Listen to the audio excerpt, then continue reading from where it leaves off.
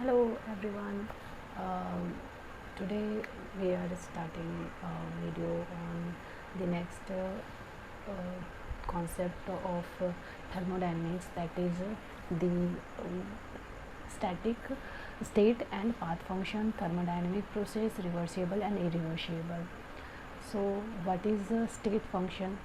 So mainly basically the state function, the definition is that the properties whose value depends only on initial and final state of the system and not on the path taken during the process. That is example, pressure, volume, temperature, or internal energy. And path function is that function which is whose values is dependent on the path. तो इसको हम लोग thermodynamics में relate नहीं कर पाते हैं कि ये है क्या. बेसिकली थर्मोडायनेमिक्स जो है वो एक मेनली ये काम करता है कि हम लोग एक सिलेंडर ले लेते हैं, उसमें गैस फिल कर देते हैं और एक पिस्टन से यहाँ पे प्रेशर जो है अप्लाई होता है. तो ये पूरा थर्मोडायनेमिक्स में ये इसी का बात होता है और इसी पे काम होता है. तो इसमें क्या होता है कि ये अगर ये सिलेंडर है, इसमें गैसेस भरे हुए हैं, तो इस और ये पिस्टन है, पिस्टन लगा हुआ है, तो इसमें क्या हो सकता है, अगर हम ये इसको पिस्टन को अगर हम इस पे पिस्टन अप्लाई कर रहे हैं, कंप्रेस कर रहे हैं, ऊपर से एक्सटर्नल फोर्स दे रहे हैं और उसको कंप्रेस कर रहे हैं, तो वो पिस्टन यहाँ से यहाँ चला जाएगा. तो इसमें क्या चेंजेस होगा, यहाँ पे V1 था, अगर ये पिस्टन ऊपर से बाहर की ओर, बाहर से अंदर की ओर गया है, तो फिर वो इसका वॉल्यूम जो है, ये वाला वॉल्यूम वो चेंज हो जाएगा V2 में. ठीक है. और इसके गैसेस मॉलिक्यूल के जो प्रेशर थे वो भी P1 से P2 में चेंज हो जाएंगे. ठीक है. तो ये ऐसा चेंज हुआ, क्यों हुआ ऐसा? क्योंकि ये पोजीशन चेंज कर रहा है अपना. जब हम पिस्टन का पोजीशन चेंज कर रहे हैं तब, मतलब ये एक सिस्टम है, ये एक सिस्टम है. ठीक है. ये एक सिस्टम है, तो उस सिस्टम का स्टेट जो है वो चेंज हो रहा है क्योंकि उसके प्रॉपर्टीज़ चेंज कर रहे हैं. ठीक है. और वो अगर ये प्रॉपर्टीज़ फिक्स है, अगर फिक्स रहेगा तो ये स्टेट भी फिक्स रहेगा, एक स्टेट में रहेगा. मगर अगर उसका चेंज हो गया तो वो दूसरे स्टेट में चला जाएगा. इसलिए बोला जा रहा है यहाँ पे V1 V2 चेंज हो रहा है. V1 V2 में चेंज हो रहा है, P1 प्रेशर था वो P2 में चेंज हो गया. पर उसमें इसका किस डायरेक्शन में चेंज हो रहा है ये मैटर नहीं करता है. इनिशियल क्या था, फाइनल क्या हुआ, वो उस पर मैटर कर रहा है. ठीक है. तो पर पाथ में क्या है, अगर हम लोग फोर्स अप्लाई कर रहे हैं ऊपर से, तो कोई काम हो रहा है तो ऊपर से नीचे हो रहा है. बाहर ये सब क्या है, बाहर ये सब सराउंडिंग है. और ये हम लोग काम कहाँ कर रहे हैं, हम लोग सिस्टम में काम कर रहे हैं, तो सिस्टम का ऑब्जर्वेशन कर रहे हैं. तो सिस्टम और ये बाहर के सराउंडिंग हो गया, तो बाहर से फोर्स हम लोग सिस्टम में डाल रहे हैं, तो बाहर से काम सिस्टम की तरफ हो रहा है. तो एक डायरेक्शन है. ठीक है. कि बाहर से अंदर की ओर काम हो रहा है. तो बाहर से जब अंदर के काम हो रहा है तो अंदर सिस्टम में क्या होगा, वर्क डन का वैल्यू जो है वो बढ़ जाएगा, क्योंकि वो काम अंदर की ओर अप्लाई हो रहा है. और बाहर से हो रहा है तो बाहर का काम जो है, काम करने में एनर्जी लग रहा है, तो एनर्जी जो बाहर का एनर्जी है वो कम हो जाएगा. पर अंदर का सिस्टम का वर्क डन जो है वो बढ़ जाएगा, पॉजिटिव हो जाएगा, बढ़ने लगेगा पॉजिटिव में. और क्योंकि एनर्जी अंदर का बढ़ जाएगा. ठीक है. पर बाहर में जो सराउंडिंग का है, सराउंडिंग का वर्क डन जो है वो नेगेटिव में हो जाएगा, क्योंकि वो कम होने लगेगा. वर्क डन नेगेटिव में होने लगेगा मतलब क्योंकि उसका एनर्जी कम होने लगेगा,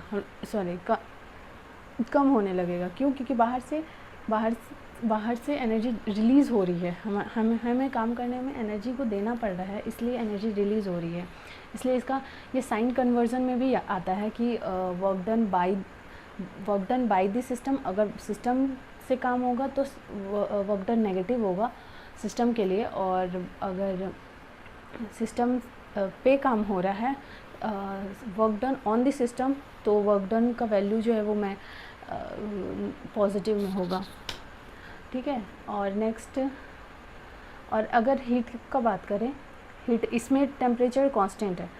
टेम्परेचर जो है इसमें, इस वाले केस में, पिस्टन वाले केस में टेम्परेचर जो है वो कांस्टेंट है. ठीक है. कांस्टेंट है। तो अगर टेम्परेचर पे बात करें तो मान लो कि ये सिस्टम है, इसका टेम्परेचर कुछ हॉट है मान लो, तो इसका टेम्परेचर T1 है, और ये बाहर ये अगर हॉट है तो ये अगर हॉट है तो ये बाहर की ओर से एनर्जी को, अगर ये हॉट है तो अपने अंदर की एनर्जी जो है वो रिलीज़ करेगा। तो एनर्जी अंदर से बाहर की ओर रिलीज़ कर रहा है, तो उसका हीट अंदर से बाहर रिलीज़ कर रहा है, तो उसका एनर्जी अंदर का कम होगा, तो उसका हीट को Q से डिनोट करते हैं, तो Q जो है वो नेगेटिव होगा। किसके लिए? सिस्टम के लिए। पर बाहर में हीट जा रहा है, तो मतलब एनर्जी बाहर की ओर जा रहा है, तो उसके लिए हीट का वैल्यू क्या हो जाएगा? पॉजिटिव में। पर हम लोग सराउंडिंग में क्या होता है उससे हम लोग टारगेट नहीं करते, हम लोग का ऑब्जर्वेशन सिस्टम में क्या हो रहा है। तो अगर वर्क डन सिस्टम पे लग रहा है तो पॉजिटिव वर्क डन होगा, और अगर हीट सिस्टम में जा रहा है तो वो पॉजिटिव में होगा। और अगर काम by the system work done by the system होगा तो W is equal to negative होगा, और heat releases from the system, तो वर्क डन जो है हीट जो है वो नेगेटिव में होगा। मतलब हम ओवरऑल करें, Q is equal to positive जब सिस्टम का एनर्जी बढ़ेगा, जब सिस्टम में एनर्जी आएगा, हीट बाहर से आएगा, अगर उसमें से रिलीज़ होगा हीट तो वो नेगेटिव होगा। और इसी तरह वर्क डन सिस्टम पे अप्लाई होगा तो वो पॉजिटिव होगा, और सिस्टम दूसरों पे सराउंडिंग पे वर्क डन करेगा तो उसका वर्क डन जो है वो नेगेटिव में जाएगा, क्योंकि सिस्टम का एनर्जी लो हो रहा है। ठीक है, तो ये मैं क्यों बता रही हूँ, क्योंकि ये पॉजिटिव नेगेटिव ये साइन डिनोट कर रहा है। पाथ का मतलब क्या होता है? पाथ का मतलब होता है रास्ता, वे, विच वे वी आर फॉलोइंग, कौन सा डायरेक्शन, मेनली डायरेक्शन। तो डायरेक्शन कैसे पता चल रहा है? पॉजिटिव नेगेटिव से। ठीक है, पॉजिटिव नेगेटिव से पता चल रहा है कि सिस्टम के तरफ जा रहा है या सिस्टम से निकल रहा है या सिस्टम के तरफ जा रहा है। ठीक है, इसलिए। और यहाँ पे पाथ फंक्शन का एग्जांपल हीट और वर्क है, क्योंकि वो डायरेक्शन डिपेंडेंट है। अगर में नहीं है, अगर हम एक कंटेनर लिए, उसका टेम्परेचर T1 है और वो बाहर की ओर एनर्जी रिलीज़ कर रहा है, तो यहाँ पे T2 होगा। ठीक है, इनिशियल कुछ और था, फाइनल कुछ और था, उसको डायरेक्शन से मतलब नहीं है। तो ये वो स्टेट फंक्शन। और नेक्स्ट है थर्मोडायनेमिक प्रोसेसेस। ये जब हम स्टेट बोल रहे हैं कि एक स्टेट से दूसरे स्टेट में जाता है, तो वो स्टेट ट्रैवल करने के लिए उसको कोई प्रोसेस लगेगा। तो वो प्रोसेस जो है वो ये 4 प्रोसेस हैं, 5 प्रोसेस हैं। आइसोथर्मल, आइसो मतलब होता है सेम, और थर्मल मतलब एनर्जी, हीट, टेम्परेचर, थर्मल। तो जहाँ पे टेम्परेचर सेम हो, del Q is equal to del T is equal to 0। Adiabatic means होता है जहाँ पे heat change in heat, D लगा हुआ है, डी डिनोट करता है, स्मॉल डी डिनोट करता है स्मॉल चेंज को। तो del Q is equal to 0, del Q is equal to 0 मतलब क्यू जो है वो हीट को डिनोट करते क्यू। तो वो प्रोसेस जिसमें हीट कांस्टेंट रहेगा, 0 रहेगा। और आइसोबैरिक हम लोग याद कर सकते हैं इसको कि बार प्रेशर का यूनिट होता है, तो इसलिए प्रेशर जो है यहाँ पे होगा, आइसोबैरिक में प्रेशर कांस्टेंट होगा, 0 होगा।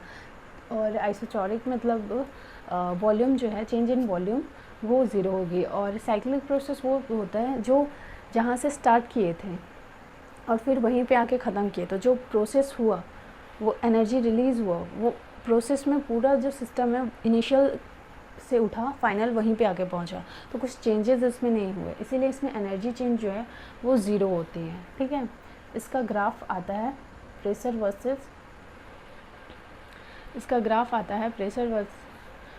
वर्सेस वॉल्यूम का, वो इम्पॉर्टेंट है। आइसोथर्मल और एडियाबैटिक को लास्ट में करते हैं। आइसोथर्मल और एडियाबैटिक को बाद में करते हैं। आइसोबैरिक में क्या होगा, प्रेशर कांस्टेंट है, तो प्रेशर यहाँ से ये कांस्टेंट, ये प्रेशर चेंज नहीं हो रहा है, ये वॉल्यूम चेंज हो रहा है इस तरीके से। ठीक है, पर ये प्रेशर जो है यहाँ पे कांस्टेंट है। ठीक है, ये बढ़ घट नहीं रहा है। उसी तरह आइसोचॉरिक में वॉल्यूम जो है वो वॉल्यूम कांस्टेंट होगा, मे बी यहाँ से वॉल्यूम। और नेक्स्ट है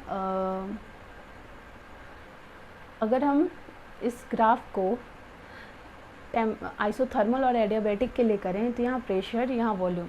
इक्वेशन ऑफ गैस क्या होता है, PV is equal to nRT, ठीक है। तो PV और इसका मल्टीप्लिकेशन करते हैं तो ये टेम्परेचर होता है, ठीक है, टेम्परेचर। तो ये इस तरीके से ये कर्व आएगा, ठीक है, कॉन्स्टेंटली डिक्रीज़ करेगा, ठीक है। और अगर हम लोग इसको बोले, और एडियाबैटिक जो है वो शार्पली इधर से होगा, क्योंकि इसमें ऐसे ये थर्मल का है और ये एडियाबैटिक का है, ठीक है।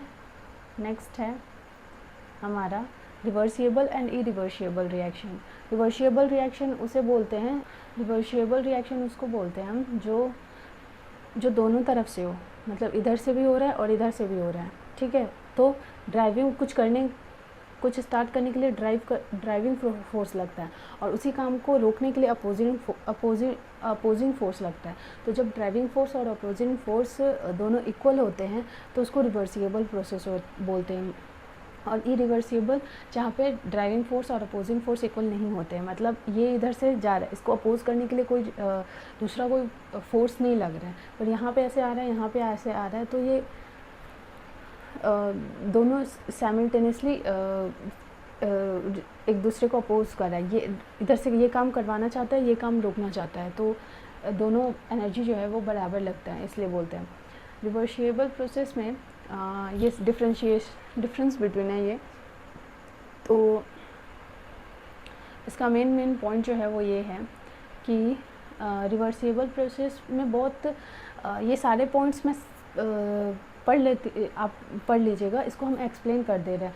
It takes place, reversible process it takes place in a small infinite. एक मिनट एग्जांपल ले लेती हूँ पहले मैं। हम लोग कब से एक सिलेंडर ले रहे हैं, उसमें गैस फिल कर रहे हैं और ये पिस्टन ले रहे हैं, ठीक है। अगर ये रिवर्सिबल प्रोसेस है, ठीक है, अगर ये रिवर्सिबल प्रोसेस कैसे हो सकता है, जब it takes place in a small infinitesimal steps। ये बहुत स्मॉल स्टेप्स में होते हैं, इसलिए ये बहुत इन्फिनाइट टाइम लगाते हैं कंप्लीट होने के लिए। अगर वो रिवर्सिबल प्रोसेस है, मतलब इधर से भी हो रहा है और इधर से भी हो रहा है, वो जा भी रहा है आ भी रहा है, तो उसको कंप्लीट होने में बहुत टाइम लगेगा, और वो बहुत छोटे छोटे स्टेप्स में होंगे, बहुत ही ज़्यादा छोटे स्टेप्स में होंगे, ठीक है। और इसमें जो वर्क डन लगेगा, मेहनत जो लगेगी, वो काम जो लगेगा वो बहुत ज़्यादा लगेगा। क्यों? क्योंकि वो काम करते जा रहे हैं, एक बार इधर से गए फिर इधर से गए, तो वो कंटिन्यूसली चलते ही रह रहा है, तो काम ज़्यादा से ज़्यादा होगा। और it is in equilibrium at these all stages. अगर हम लोग ये पिस्टन है ऐसे, इस पर वर्क डन कर रहे हैं हम लोग, तो एक उंगली से हम लोग इसको प्रेस कर रहे हैं हल्का सा। अगर हम लोग एक उंगली से उसको प्रेस करेंगे तो वो धीरे धीरे धीरे स्लो स्टेप में नीचे जाएगा, ठीक है। इतना उसका स्पीड नहीं रहेगा कि हम लोग उसको ऑब्ज़र्व कर पाएँ। तो इसको हम लोग ये it seems to be constant, इसमें कुछ हो ही नहीं रहा है ऐसा लगेगा। क्यों? क्योंकि वो बहुत स्लोली जाता है, बहुत ज़्यादा टाइम लगता है, इसलिए वो ऐसे, ठीक है। तो इसलिए इसको इक्विलिब्रियम बोलते हैं। इक्विलिब्रियम वो स्टेप होता है जहाँ पे चेंजेस नहीं होते हैं, ठीक है। चेंजेस जहाँ पे नेग्लेजिबल है, तो यहाँ पे चेंजेस नेग्लेजिबल है, इसलिए। नेक्स्ट है ऑल चेंजेस आर, ये रिवर्सिबल का एग्जांपल है हम दे रहे हैं। All changes are reversible when the process है carried out in the reversible. Obvious सी बात है, जब रिवर्सिबल प्रोसेस रिवर्सिबल डायरेक्शन में होगा तो वो रिवर्स हो सकता है। मतलब वो अगर मैंने एक बार प्रेस करके उसको छोड़ दिया तो वो वापस वो पोजीशन पे आ सकता है, रिवर्स हो सकता है, ठीक है। अगर मैं उंगली हटा देती हूँ तो, ठीक है, उंगली हटा देती हूँ तो, और ये रियल होता है, सॉरी ये आइडियल होता है। इरिवर्सिबल में क्या हुआ, अगर मैं सेम पिस्टन लिया, सेम प्रोसेस कर रही हूँ, पर मैं जो कंप्रेशन कर रही हूँ वो दोनों हाथ पकड़ के कर रही हूँ, तो वो तुरंत एकदम इंस्टेंटली नीचे चला जाएगा। वो इंस्टेंटली नीचे जाने का मतलब है कि वो जो फाइनल था और इनिशियल था और फाइनल था, उस टाइम पे वो इक्विलिब्रियम पे रहेगा, मतलब कांस्टेंट पे रहेगा, उसमें चेंजेस नहीं होंगे। जब यहाँ था तो ये कांस्टेंट था, यहाँ चल गया तो कांस्टेंट है, ना वो वापस आ सकता है ना वो फिर से जा सकता है, वो फिक्स हो गया, उस कांस्टेंट हो गया। पर यहाँ पे ऐसा नहीं है, वो यहाँ था तो हर एक स्टेप उसका रिवर्सिबल। तो इक्विलिब्रियम कांस्टेंट, इक्विलिब्रियम मतलब वर्ड को कांस्टेंट से रिलेट करो कि कांस्टेंट उसके हर एक पोजीशन पे हो, क्योंकि वो बहुत स्लो है तो ऑब्जर्वेशन ही नहीं होता है कि वो कितना कितना कम हो रहा है। क्योंकि अगर मान लो कि यहाँ पे 0.00001 मैंने प्रेशर लगाया है तो वो उतना ही स्लो प्रोसेस में होगा, तो हम लोग ऑब्ज़र्व नहीं कर पाएंगे इसको, ठीक है। और ये इसमें जो काम लगेगा वो उसके हिसाब से कम लगेगा, क्योंकि मैंने एक ही बार किया है, ठीक है, वो वापस नहीं आएगा। और इक्विलिब्रियम, इसमें ऐसा इक्विलिब्रियम स्टेट इनिशियल और फाइनल में होता है। यहाँ पे लिखा है डज नॉट स्टेब्लिश, पर इनिशियल और फाइनल में स्टेब्लिश होता है वो, और वो अपनी इनिशियल पोजीशन पे रिटर्न नहीं हो सकता है। Thank you so much.